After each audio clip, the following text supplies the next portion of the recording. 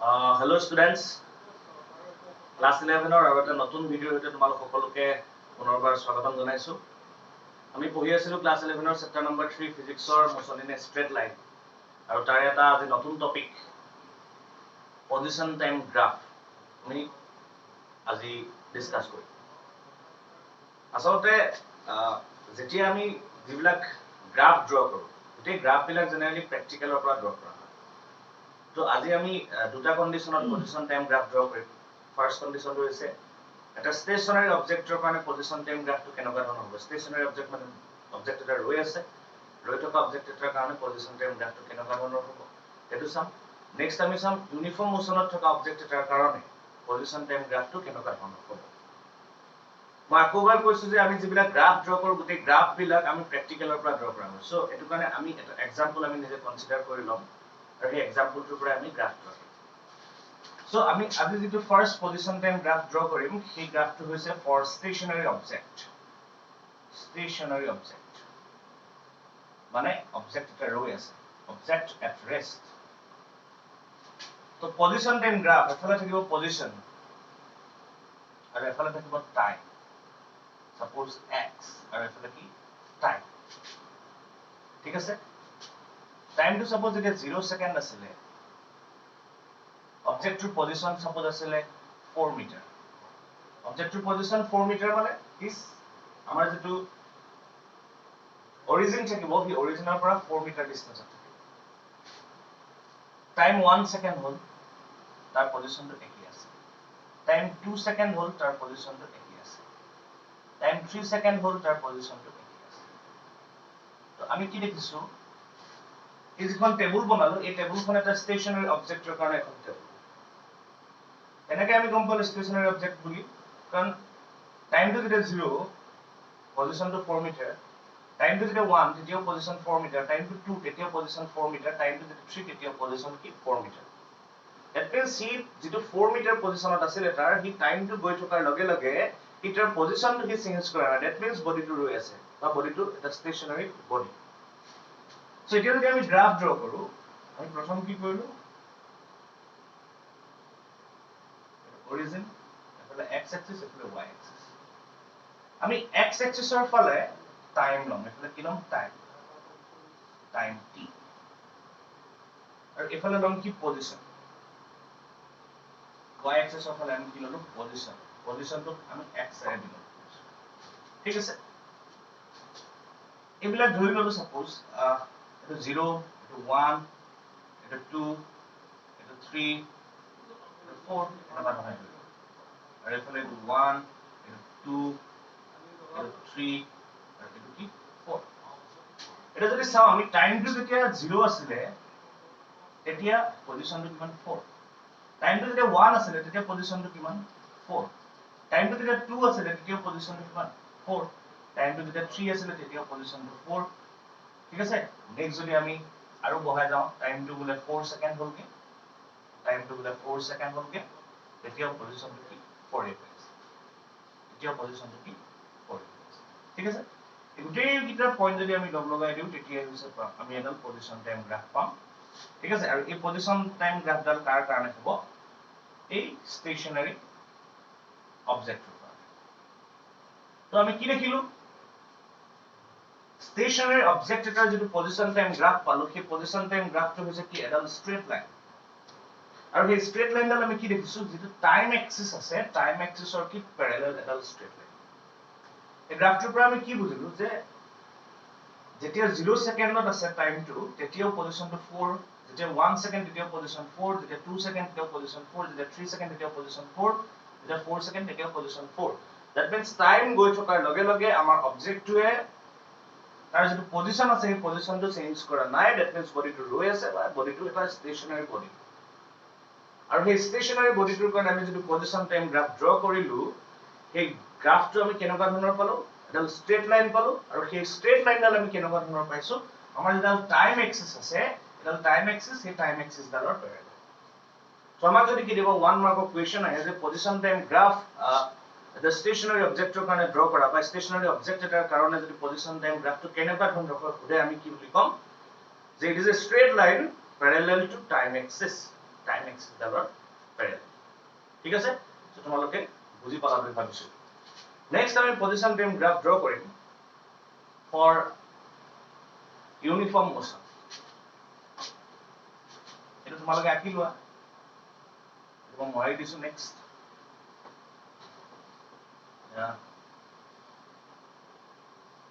position time graph for number 2 uniform motion এটাৰ কাৰণে আমি position time graph draw কৰিম এটা ইউনিফৰ্ম মোশনৰ ডেফিনিশনটো কি আমি তাৰ বিষয়ে জানিব ইউনিফৰ্ম মোশন মানে কি আছিল যে কি এটা বডিয়ে যদি ইকুৱেল টাইম ইন্টাৰভেলত ইকুৱেল ডিসটেন্স ট্ৰেভেল কৰে দেন আমি সেই বডিটো ইউনিফৰ্ম মোশনত আছে বুলি কওঁ একচুয়ালি ইউনিফৰ্ম মোশন মানে হৈছে কি ভেলোসিটি ইজ কনস্ট্যান্ট বা স্পিড ইজ কনস্ট্যান্ট বা আমি ডেফিনিশনে আমাক কৈছে কি যে যদি এটা বডিয়ে ইকুৱেল টাইম ইন্টাৰভেলত ইকুৱেল ডিসটেন্স ট্ৰেভেল কৰে দেন সেই বডিটো আমি কি বুলি কওঁ ইউনিফৰ্ম মোশনত আছে বুলি কওঁ সো মই এটা এক্সাম্পল লৈ লওঁ এফালে পজিশন x পজিশনটো সাপোজ মিটাৰত আছে আৰু এফালে টাইম সেকেন্ডত আছে টাইমটো যেতিয়া 0 সেকেন্ড আছিল পজিশনটো আছিল সাপোজ 2 টাইমটো যেতিয়া 1 সেকেন্ড হল পজিশনটো হলগে সাপোজ 4 টাইমটো 2 সেকেন্ড পজিশনটো হলগে 6 টাইমটো 3 সেকেন্ড পজিশন হলগে 8 টাইমটো 4 সেকেন্ড পজিশন হলগে 10 তো আমি ইয়াত কি দেখিছো ইনিশিয়ালি বডিটোৰ যেটো পজিশন আছিল এই পজিশনটো কি 2 আছিল 0 ৰ পৰা 1 সেকেন্ডৰ এই 1 সেকেন্ডটোত কি কিমান পজিশন চেঞ্জ কৰিলে 2 মিটাৰ পজিশন এটা চেঞ্জ কৰিলে 1 ৰ পৰা 2 সেকেন্ডলে যেটো 1 সেকেন্ড টাইম ইন্টাৰভেল এই 1 সেকেন্ড টাইম ইন্টাৰভেল যত বডিটোৱে কিমান ডিসটেন্স ট্ৰেভেল কৰিলে বা পজিশনটো কিমান চেঞ্জ কৰিলে 2 মিটাৰ চেঞ্জ কৰিলে next 1 secondত কি 2 মিটাৰ চেঞ্জ কৰিলে next 1 secondত কি কৰিছে 2 মিটাৰ চেঞ্জ কৰিছে that means 1 second time interval এটা বডিটোৱে 2 মিটাৰ কে তাৰ পজিশনটো চেঞ্জ কৰিছে that means equal time intervalত বডিটোৱে এটা equal distance travel কৰিছে আৰু হেতু হৈছে কি 1 second at a time of 2 meter distance travel কৰিছে ঠিক আছে ওকে এতিয়া আমি এই যিখিনি ডাটা আছে এই ডাটাখিনিৰ পৰা ডাটাখিনি চাই পেলাই আমি এটা কথা গম পালো যে কি আমাৰ যেটো অবজেক্ট আছে আমাৰ যেটো বডি আছে সেই বডিটো কিহত আছে ইউনিফৰ্ম মোশনত আছে ঠিক আছে ওকে এতিয়া আমি সেই ইউনিফৰ্ম মোশনটোৰ কাৰণে এই ডাটাখিনি ইউজ কৰি আমি এটা গ্ৰাফ ড্ৰ কৰিব লাগে তো ফাৰ্স্ট আমি কি কৰিম এফালে টাইম এক্সিস ললো টাইম আৰু এফালে ললো position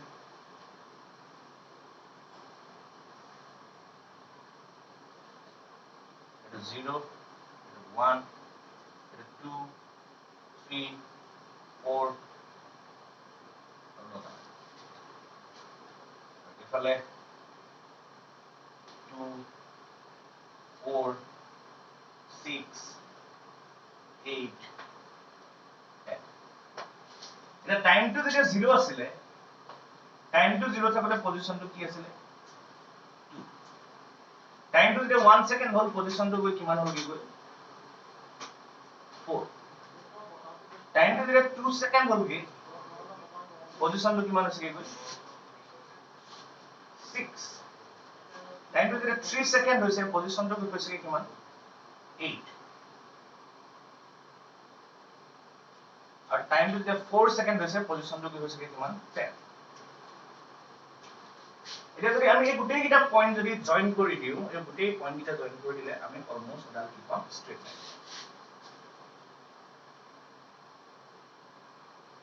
হল আমি এডাল কি পালো স্ট্ৰেট লাইন সো আমি কি দেখিলো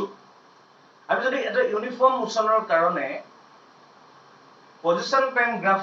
ড্ৰ কৰো সেই পজিশন টাইম গ্ৰাফডাল কি হ'ব এডাল স্ট্ৰেট লাইন হ'ব ঠিক আছে so again one mark question আহিব পাৰে draw the position time graph for a body in uniform motion থকা body এটাৰ কাৰণে তুমি পজিশন টাইম গ্ৰাফ ড্ৰ কৰা গ্ৰাফডাল কি হ'ব এনেকুৱা ধৰণৰ এটা ষ্ট্ৰেট লাইন হ'ব এই ষ্ট্ৰেট লাইনডাল কেতিয়াবা অৰিজিনৰ মাজেদি পাৰ হৈ যাব পাৰে ইয়াত মই অৰিজিনৰ মাজেদি পাৰ কৰি দেখুৱা নাই অৰিজিনৰ মাজেদি পাৰ হ'ব পাৰে ঠিক আছে অৰিজিনৰ মাজেদি কেতিয়া পাৰ হ'ব যেতিয়া টাইমটো 0 থাকিব টাইমটো 0 থাকোতে তাৰ পজিশনটো যদি 0 হয় ইয়াতে টাইমটো 0 আছে কিন্তু পজিশনটো 0 হৈ থকা নাই পজিশনটো আছে 2 পজিশনটো যিকোনো হ'ব পাৰে কিন্তু অৰিজিনৰ মাজেদি সেই ষ্ট্ৰেট লাইনডাল পাৰ হৈ যাব কেতিয়া পাৰ হৈ যাব যেতিয়া টাইমটো 0 হওঁতে পজিশনটো কি হয় 0 ঠিক আছে সো আমি ইউনিফর্ম মোশনৰ কাৰণেও যেটো গ্ৰাফ পালো পজিশন টাইম গ্ৰাফ এই পজিশন টাইম গ্ৰাফটো আমি কি পালো এডাল ষ্ট্ৰেট লাইন পালো এতিয়া ইয়াৰ এটা বস্তু প্ৰুফ কৰিব লগা আছে এই প্ৰুফ কৰিব লগা বস্তুটো হৈছে কি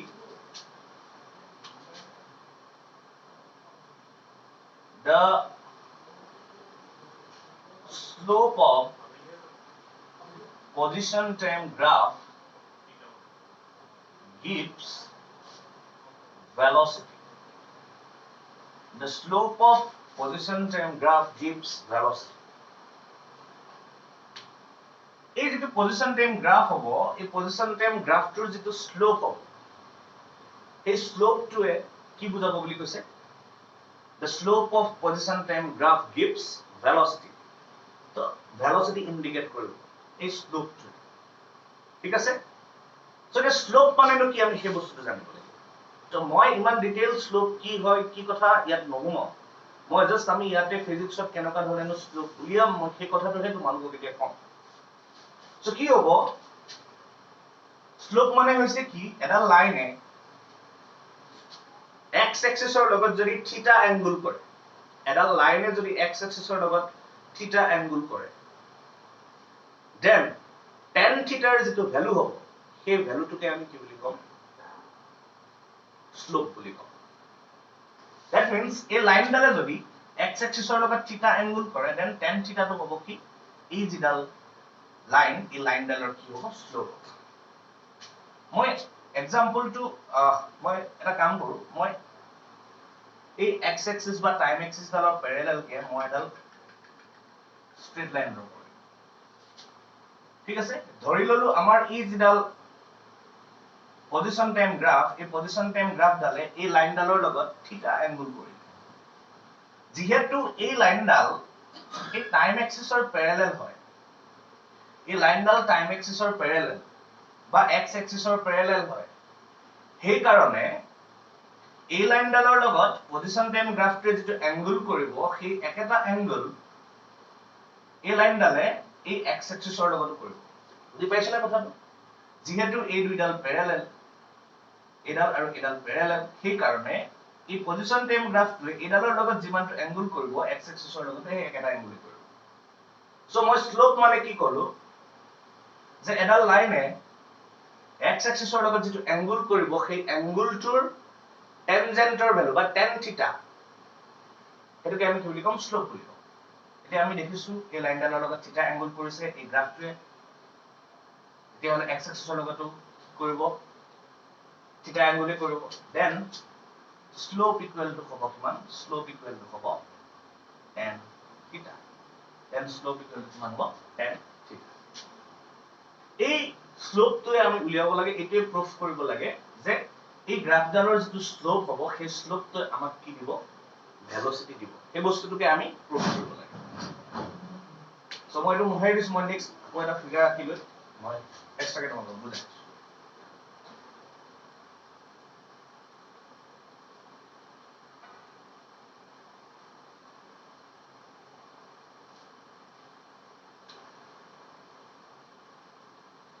এটো টাইম এক্সিস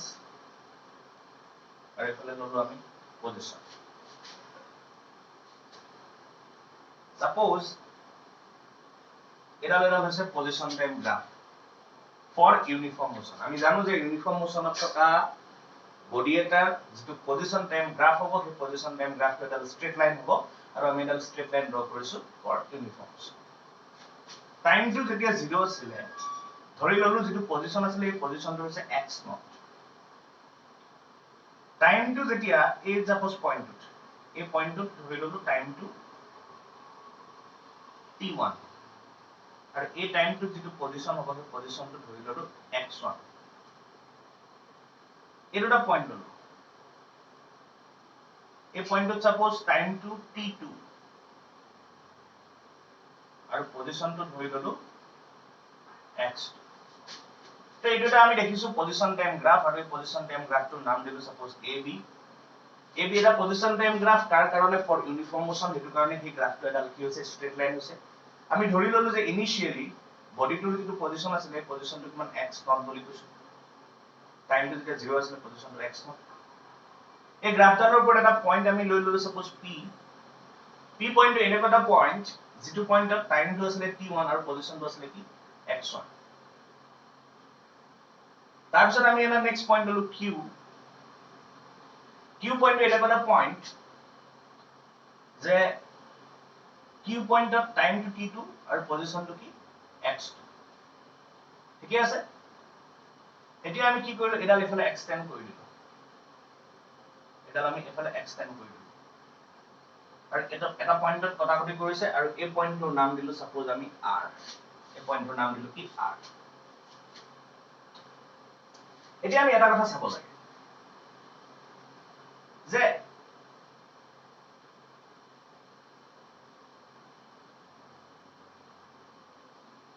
এই যেটা লাইন আছে এই যেটা লাইন এই লাইনডাল কাৰ প্যাৰেলাল এই লাইনডাল এই টাইম এক্সিসৰ প্যাৰেলাল গতিকে এই AB যেটো গ্ৰাফ আছে এই গ্ৰাফটোৱে এই লাইনডালৰ লগত সাপোজ থিটা এংগল কৰিছে বুলি মই ধৰি ললো তেতিয়া হলে এই টাইম এক্সিস ডালৰ লগতো একেটা এংগল কৰিব তেতিয়া হলে আমি স্লোপ কিমান পাম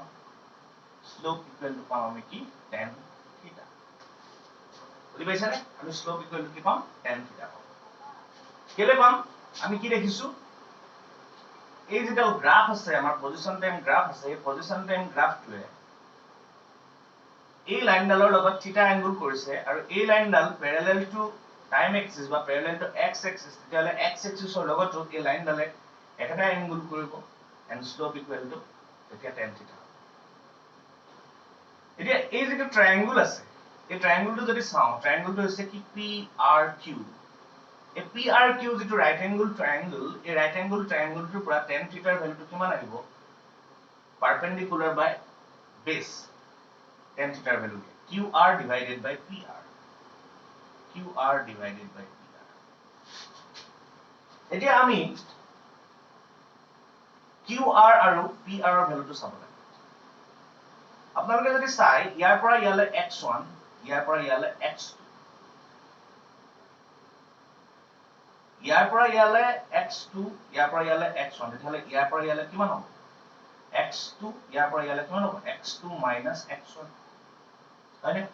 ইয়াৰ পৰা 0 ৰ পৰা ইয়ালৈকে x2 0 ৰ পৰা ইয়ালৈকে x1 তেতিয়ালে ইয়াৰ পৰা ইয়ালে কিমান হ'ব x2 - x1